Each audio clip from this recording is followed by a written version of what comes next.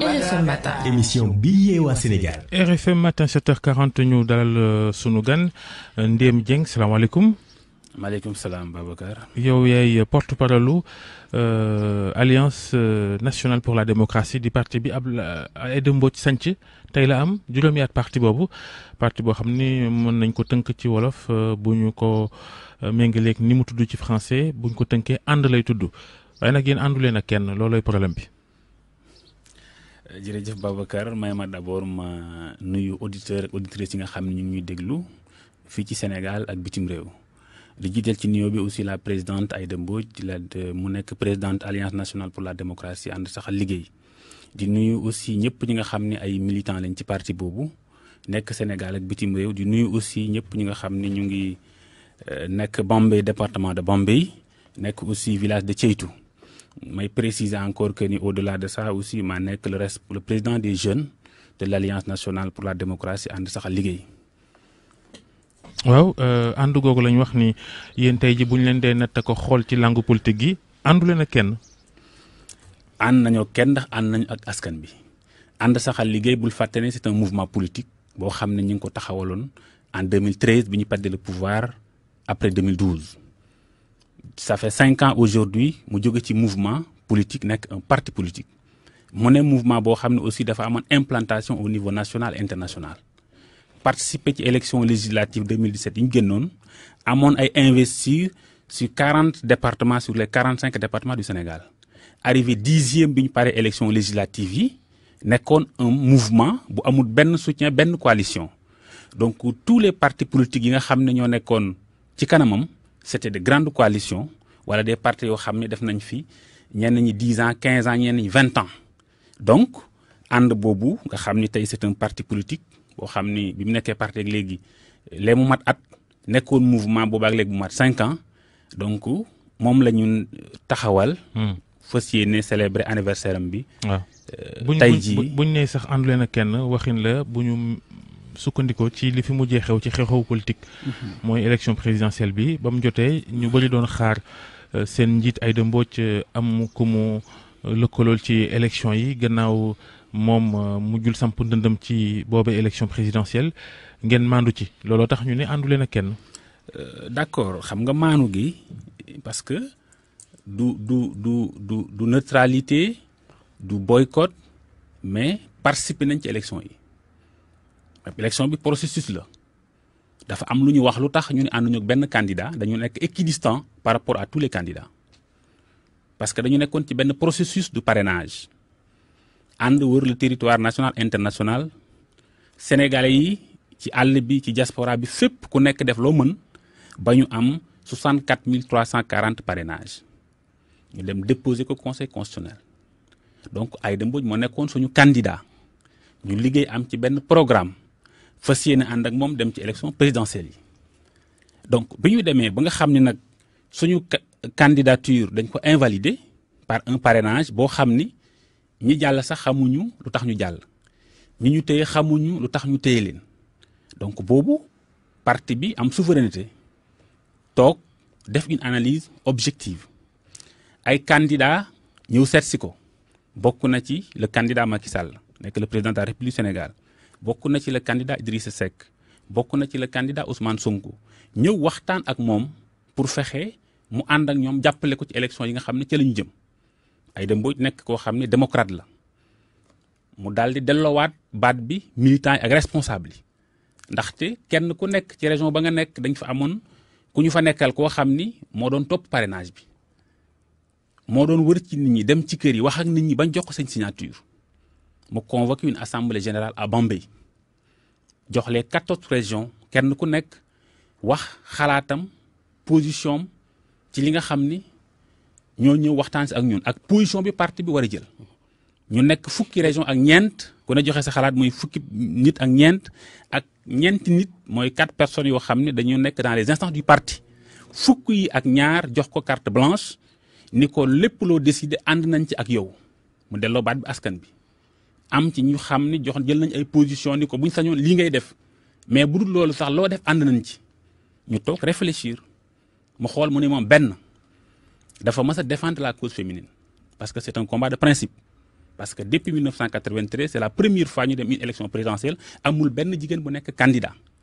te amoon na jigéen ñu fi mën a nekk candidat am na jigéen ñu fi mën ay góor am na jigéen ñoo xam ne def nañ jéego yoo xam ne mérité nañu nekk candidat te liggéey nañ ci pour nekk ko muy benn élément. beneen élément bi jàpp nañ ni processus électoral bi leerul benn candidat amutoon à sa disposition le fichier électoral benn candidat mënu laa wax lii tax ñu téye ko lii tax ñu validé ko. léegi élection yi jeex na léegi élection yi jeex na loolu ma terminé donc loolu moo waraloon ñu ni par rapport ak loolu yëpp yi am du ñu ànd ak benn candidat dañuy équidistant par rapport à tous les candidats mais teewul dañu respecter devoir citoyen mooy dem voter ku nekk dem nga ku nga sentir ni moom nga war a votel nga votel ko. léegi teewul parti bi di dox continuer ci anam ñam war a dox. léegi élection yi jeex na Macky Sall faluwaat na jàll premier tour mu wootee waxtaan dialogue ñëpp na ñëw ñu waxtaan yéen seen position parti ndax Aïda Mbodj dina wuy ji am déet. non par principe ñun masuñu contre dialogue dama lay rappeler que ni dialogue bi ñu mujjoon bi ñu defoon avant bi ñuy convoquer dialogue bi ñun on était acteur dañu participer ci processus dialogue bi ba dialogue bi jeex. même bu fekkee ni la ñu proposé woon doxaluñu ko pouvoir bi moo doxal li nga xam ne moom la bëggoon dañu participer ci dialogue bi donc par principe contre ñu dialogue nous sommes pour le dialogue. parce que c'est par le dialogue non xam nga excès guñ ci dialogue wax la mais xamaguñ les termes de référence jotaguñ une invitation su fekkee ni jox nañ ko invitation en tant que parti politique mën nañ dem participer ci bu fekkee termes de référence yi ñu jox doy nañu parce que dialogue discussion la parce que ku ne xam nañ ay problème am na. La question du parrainage, il faut que nous discutions. La question des élections à venir, il faut que nous discutions. Parce que c'est un constat général. Nous savons que la situation, si nous discutons ou trouver une solution, nous ne pouvons pas. léegi dañoo bëggoon xam ba xam ñàkk loolu nu loog ragal pété ci élection présidentielle yi gannaaw def ngeen ko tey jii kii faluwaat jàppalewu leen ko opposition bi tamit ña ca nekk jàppalewu leen est-ce que yaakaar nga ni ñooñu tey bu ngeen leen gëstoo wala di jéem a jokkalante ak ñoom danañ ko nangoom. mais xam nga parti bu ne da nga am sa liberté mooy doxalee une élection ay candidats ñoo amoon ñun ñu nekkoon candidat validé wuñ ñu am na parti yu participer ci élection yi ñu boycotté élection yi est-ce que newuñu opposition man mi wax ak yow membre laa ci front de l'opposition semaine passée def nañ réunion dañuy waxtaan ci suñu biir. Parce que l'opposition a un candidat. Ce n'était pas l'opposition qui avait un candidat. C'est les partis politiques et les coalitions qui ont un candidat. Candidat, vous avez fait que sa candidature, vous avez dégoûté, vous avez dem. Nous, parti l'ignorent, vous souverain. Parti bi moy décider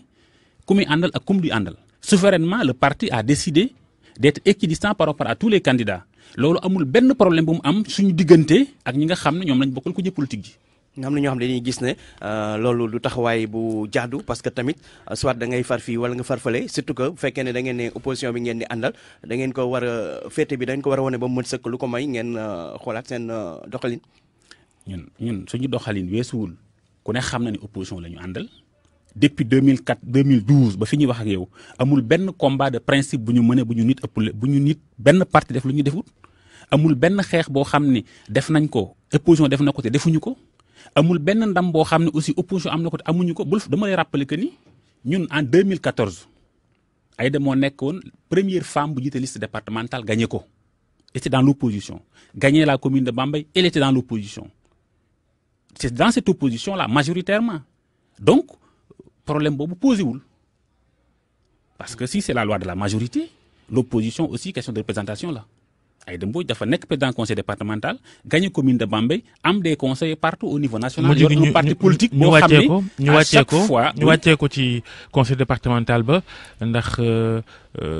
ba ngeen jiñ ko nguur gi ne ñoo sàkki pexe ba nekkatul président du conseil départemental xanaa de loola du ngeen wëlbatiku du ñooñu wàccee leen sàkkal pexe seen njiit ngeen di wëlbatiku di jëflante ak ñoom. jëflante dans quel sens. ci lu ci mel ni leen njóogu laaj sànq ay dialogue ak xeet googu. non attendez même le conseil départemental dafa am des éléments dafa am pouvoir am opposition di conseil yu fay toog est-ce que ñooñu fa toog ne ci nguur gi ñu ne opposition li ñuy def du dialogue dañuy discuter ay conseil amu fa coloration politique dialogue du mbiru parti politique du mbiru opposition du mbiru pouvoir bu ñuy dialoguer c'est pour l'intérêt national du Sénégal dañuy ñëw ni question yi ay problème am na ci ku ne xam na ni fichier électoral am na problème pouvoir rek mënu ko régler ku ne xam na ne processus électoral am na problème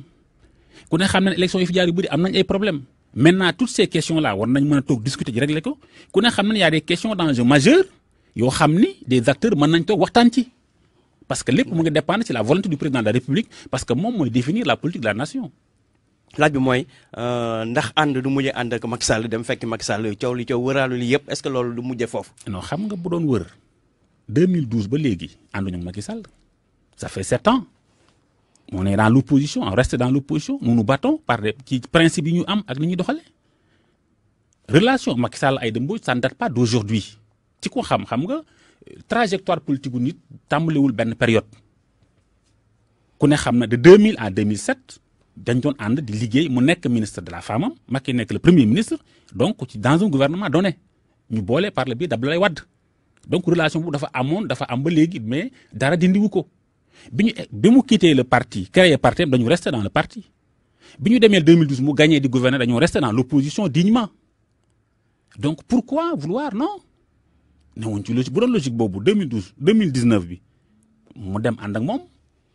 jàppale ko mais demul ànd ak moom jàppale ko parce que dafay déglu lu ko ay militant wax lu koy responsable am wax lépp loo xam ne njariñu Sénégal mu ngi ci lay dox lépp lu mu jàpp ni lii njariñu Sénégal nekku ci du ca dox donc problème boobu posé wul. sànq yaa ngi wax ni jigéen bokkul ci candidat yi doon xëccoo réew mi ci 2019 gi leen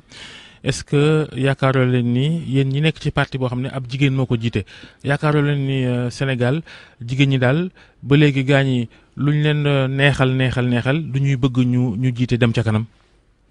bon xam nga fee boobu man bon en réalité gawma ko parce que la vérité mooy vote mooy fal nit te naturellement jigéen ñi ñoo ëpp ci fichier électoral bi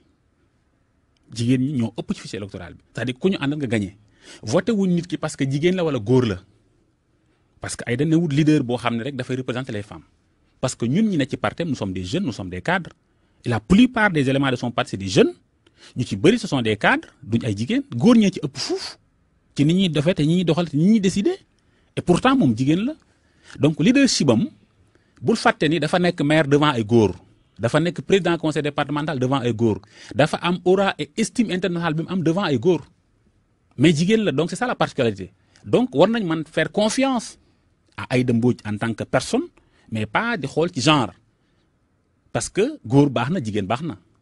te it li wér mooy li ëpp solo ci ay responsabilités yoo xam ni jigéen na ko yor daanaka moo xaw a mucc ayib moo gën a dox ci Sénégal ci lu bëri ci ni muy fonctionner te moom am na compétence bi am na vécu bi am na xam-xam bi te it mën na koo yor parce que su ko mënutoon du ñu dénk la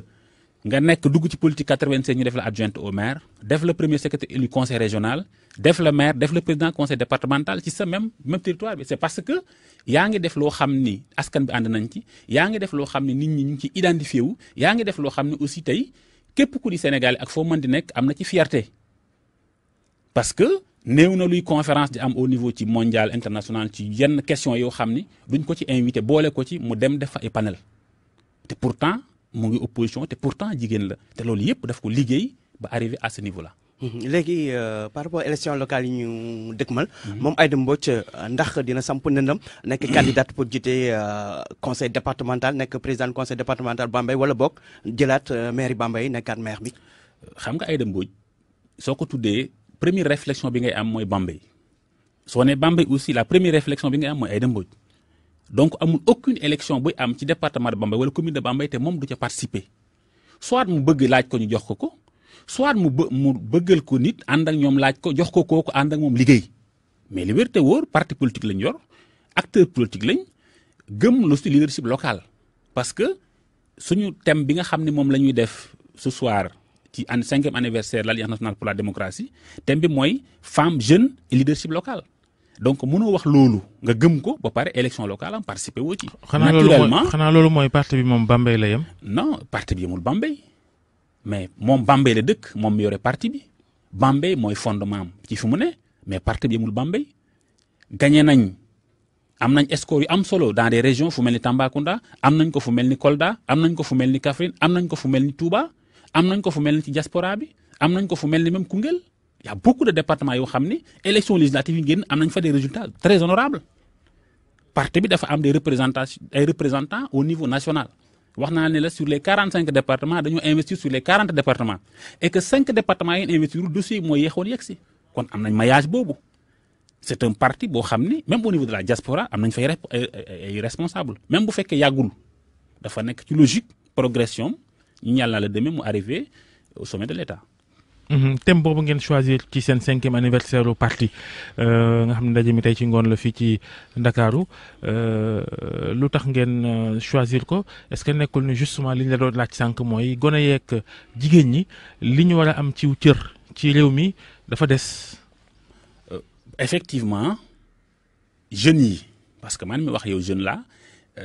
thème la mais dafa am 4 axes axe bu njëkk bi mooy jeunesse et leadership local man maa ko war a animer. Deuxième axe bi muy femme et leadership local madame Jeanne-Marie Kouyaté moo ko war a animer nekkoon candidate à la mairie de Mbour nekk au ministère de la femme depuis de 2015 à 2018 beneen axe bi di droits humains et leadership local monsieur Mandiaye Cissé de l'ONG 3D moo ko war a animer. Quatrième axe bi di leadership politique quelle lecture politique féminine après l'élection présidentielle du 24 février madame Rokhyatou Gassama présidente nationale du conseil sénégalais des femmes moo koy animé donc pour te dire que c'est un enjeu les jeunes représentent plus de presque 65% sur le plan démographique donc nous sommes majoritaires dans ce pays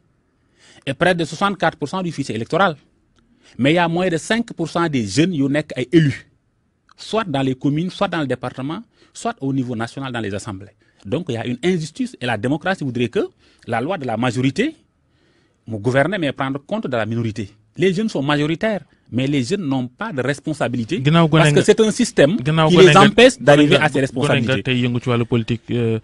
yittey gone yi ci Sénégal fi ñu toll nii ak président bi fi newoon ñu falaat ko noo koy xayma. nu ma koy xayma mooy pour man premier acte bi nga xam ne le président de la République war na ko poser dafa war a jëm ci l'emploi des jeunes. Démographiquement nous sommes un pays peuplé démographiquement boo xoolee suñu pyramide des âges les jeunes dañuy représenter jusqu'à presque 70% de la population amuñu tissu industriel amuñu benn secteur boo xam ne mën na gérer c'est important xam nga bu fekkee chaque année nga produire presque 120 000 demandeurs d'emploi diplômés les 64% sont opérationnels et mën nañ occuper toute responsabilité possible